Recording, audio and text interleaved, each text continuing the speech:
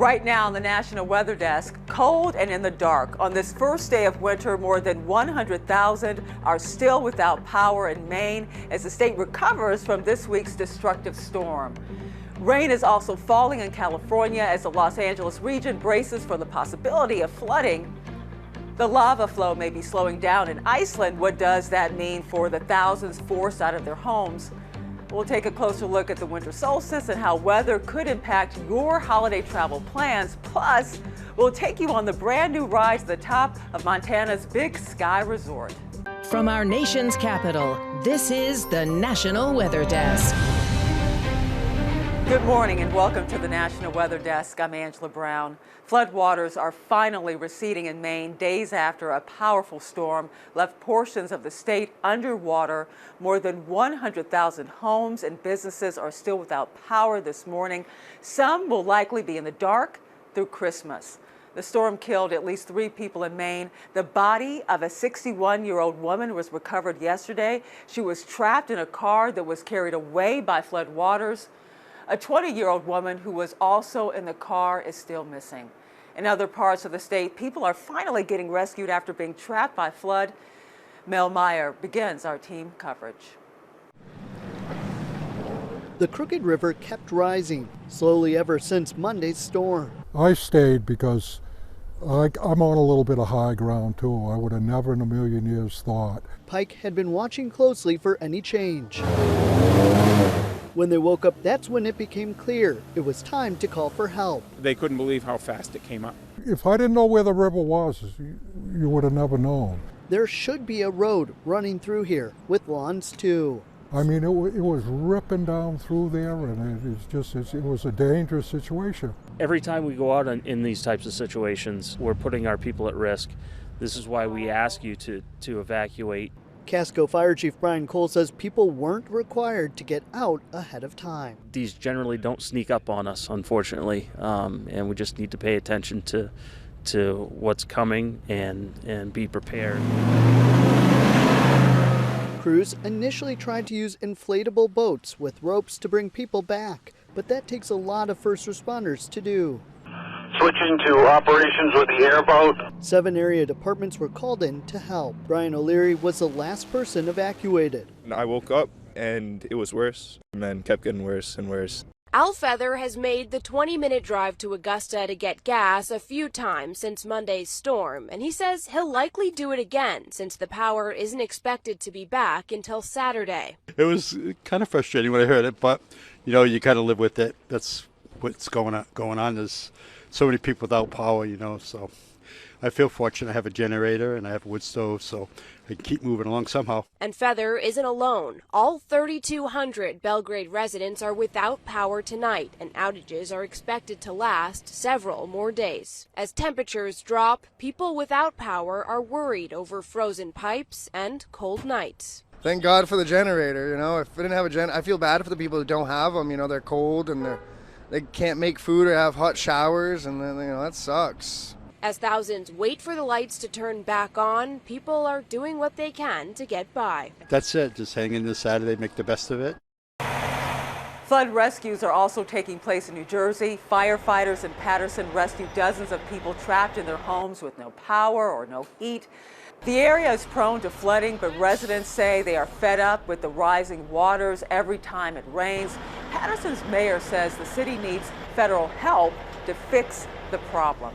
Flood watches are posted for large portions of Southern California today with more rain in the forecast. About an inch of rain fell across the Los Angeles region yesterday, but more than 2 inches fell in the valley, and even more fell in the mountains and further up the coast. A moderate risk for excessive rainfall. A level 3 of 4 is in effect for parts of Southern California today. That also includes Bakersfield, about 2 hours north of LA. Local officials are warning residents to be prepared for power outages. The Central Valley does not get heavy rain that often, but that's not the case this year as atmospheric rivers left many parts of the region underwater. In Northern California, a small tornado touched down in Oroville Tuesday evening. That's about 70 miles north of Sacramento. The twister damaged trees and some homes. No one was injured or killed. This was a pretty rare event, as California typically gets just one tornado in December. Reports are coming in this morning that lava flowing from that volcano in Iceland is slowing. It's still too early to tell if that means the volcano will spare a nearby town that was evacuated before the eruption. Fred Pleitkin is in Iceland with more. In the early stages of the eruption, a wall of lava spewing hundreds of feet into the air. While it has subsided somewhat, the underground magma tunnel remains active and dangerous. Still dangerous, of course, and the magma that is coming up is around 1200 degrees hot when it comes to the surface, and it takes a long time for the surface to cool down.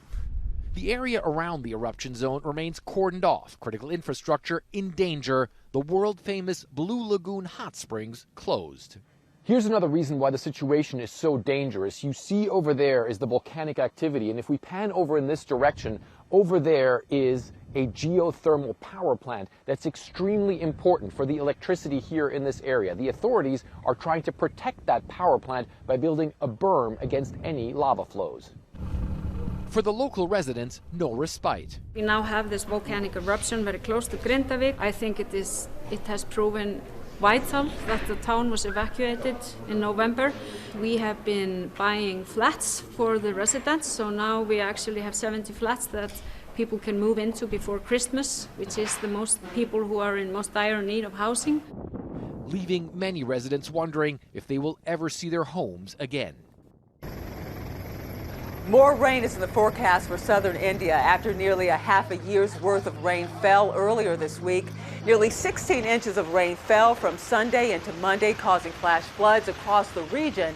Air Force helicopters dropped food and other essential items to people stranded on rooftops. AAA is predicting this will be the second busiest holiday travel season since 2000. Unfortunately, some of the 115 million people taking to the roads and skies will find challenging weather conditions. Meteorologist Michael Enrenberg shows us what we can expect. The next few days are big travel days as lots of folks are getting out of town for the Christmas holiday.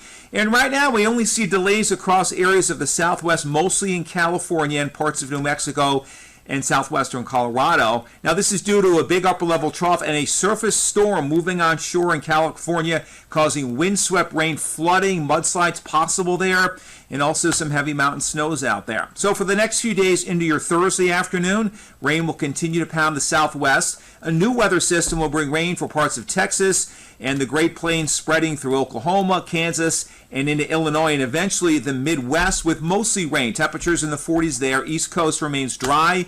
Into Saturday, those rains will weaken as they move into parts of Indiana, Ohio, and the Great Lakes. Snow for parts of the Rocky Mountain states, and more rain and thunderstorms for Texas and Oklahoma. Today is the first day of winter. This seasonal change happens on the winter solstice, which takes place later tonight. Meteorologist Jennifer Collins explains how this impacts temperature and also sunlight. Tonight at 10:27 Eastern Time, the winter solstice will occur, marking the beginning of astronomical winter for the Northern Hemisphere. The winter solstice is when the sun passes directly above the Tropic of Capricorn, or 23.5 degrees south latitude. This is the southernmost latitude the sun's angle reaches during the year. After the solstice, the sun's angle will move north once again. Today, the Northern Hemisphere will have the shortest amount of daylight hours compared to the Southern Hemisphere, which will have the longest amount of daylight hours compared to the rest of the year. The number of daylight hours on the December solstice will be different the farther away from the equator you are. The closer to the equator, the daylight hours will be a little longer than 12 hours, while the Arctic Circle continues to experience polar night. That's when the sun doesn't rise above the horizon until spring. Brighter days are ahead from now until the summer solstice in June. Our daylight hours will continue to increase for the Northern Hemisphere. The holiday season is in full swing. Some folks in Utah might have mistaken deer being flown over Salt Lake as part of Santa's team. However, officials said it's part of an annual effort to help monitor and learn about deer migration patterns. Biologists capture and place GPS collars on the deer every winter. They are then flown to an area to get their health checked before they are safely released. And coming up on the National Weather Desk, we'll tour an old growth forest to find out why they are so important for a healthy ecosystem. Weather Window, presented by the National Weather Desk. Surf's up in Utah. Of course, these aren't waves of water, but rather Kelvin Helmholtz clouds, made even more dramatic by forming across the Wellsville Mountains in northern Utah. The harmless clouds form when a fast-moving layer of air slides over a slower layer of air near the surface. The different wind speeds create that wave appearance. Harmless on the ground, but they're a sign to nearby pilots that they would likely experience turbulence. For more content like this, follow the National Weather Desk on Instagram. Officials in Tennessee say they are ready for extreme winter weather this year. This comes after thousands of people in Nashville underwent rolling blackouts during a winter storm last Christmas. Amanda Chen reports. The December 2022 winter storm came with the lowest temperatures Nashville's seen since 1996. Around 50,000 people did not have power. Can you talk about what's being done to invest in infrastructure to withstand extreme temperatures after last December's rolling blackouts? We've added insulation where we found that it was needed. We've added some enclosures and closed some piping and some instrumentation that was vulnerable to the storm. We've added heat trace, which is essentially a thin tube that carries electricity and keeps pipes warm. TVA has also upgraded pumps and motors, and in the last 3 months, invested nearly $123 million to prepare for extreme winter weather. Last year, Music City also had 10-minute rolling blackouts, which hit every 1 to 2 hours. TVA gave Nashville Electric Service an 8-minute warning ahead of those blackouts. What lessons did the TVA learn from last year, even when it comes to communication as well? Discovered that there were some issues and some things we could do better as far as communicating not only with our local power companies but with the public. So we've had meetings, we've had drills. Brooks says the intention is for the entire fleet to be able to operate in weather conditions of up to minus 20 degrees Fahrenheit and 20-mile-per-hour winds for at least 48 hours. We could have some of the worst days, and once we get to that level, these plants will still be able to operate and generate reliable electricity. There is a brand new way to get to the top of Montana's Big Sky Resort. The long-awaited Lone Peak Tram will bring up to 75 skiers and non-skiers alike higher than ever before. Brianna Carroll was there earlier this week when the tram took riders up for the first time. After more than 2 years of construction and planning, Big Sky's tram is ready to bring skiers and scenic riders up more than 2,000 vertical feet to the summit of Lone Peak. To get to this day is pretty special. Pretty emotional day for a lot of people. There's so much work that's gone into this. Contractors, architects, engineers, helicopter operators, and other experts from across the U.S. and Europe worked to overcome the challenges of construction in the high alpine and get the tram completed right on schedule. Well, I'm one of the lucky folks that has been able to see the construction of 2 trams in Big Sky. A tram is built only about once every generation, so that tells you how long I've been here. Taylor Middleton has been with Big Sky Resort for 42 years. He tells me this new tram is built to last. When we installed the first tram, we knew that it had a finite life. We thought first that it might be 10 years or 15 years. It operated for 28, but this tram, it exceeds my wildest expectations. The new Lone Peak tram replaces the original one that was built in 1995. It can hold up to 75 people compared to its predecessor's 15 and travels at a speed of 22 miles per hour, taking passengers to the top in just under 5 minutes. It runs twice as fast as our fastest lifts here at Big Sky, which are already the fastest in North America. It also travels up an additional 900 vertical feet compared to the previous tram, giving skiers access to even more terrain, with options to ski in any direction 360 degrees off the peak. But the biggest change the tram brings to the resort is the opportunity to expand their year-round offerings, making the peak accessible to more than just skiers and riders. What this represents is another dimension for the summer and off-season business, and for people who may not ski.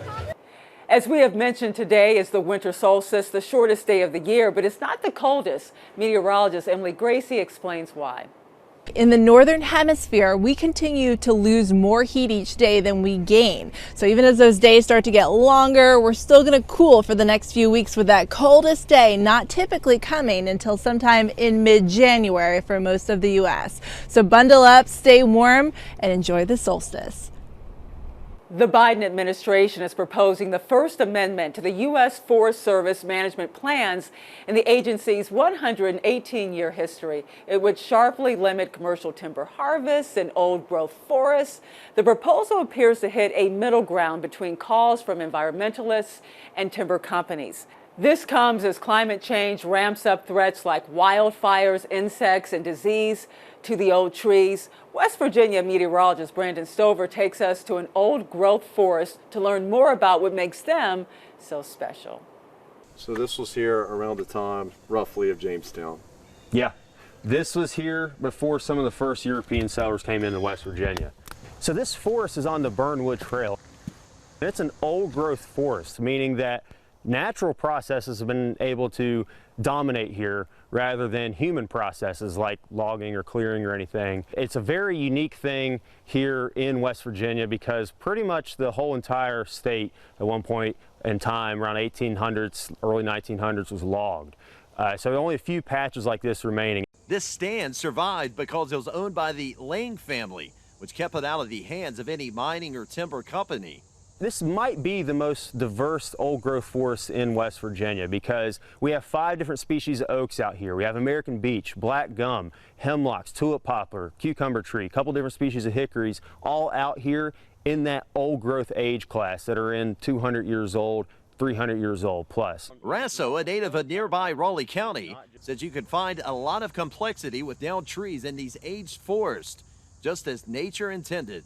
Unique habitat and structure for things like owls, a lot of denning habitat for foxes, skunks, opossums, things that really like old wood, and decomposers as well. Things like mushrooms and moss and lichens is a lot more abundant out here compared to a younger forest. Dr. Tom Salatiga, he is a professor of geography at Concord University, and he came out here and was able to take core samples from a lot of the trees. And these samples provide a wide range of information from the past.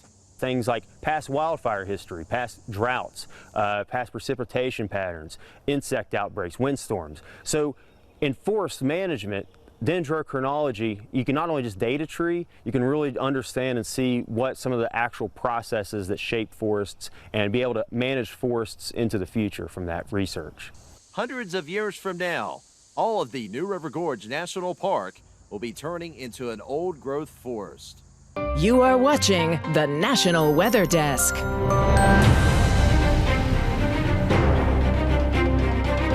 Over the past several decades, the average snowfall has been declining in southwestern Virginia. Meteorologist Kit Alexander looks into why this is happening.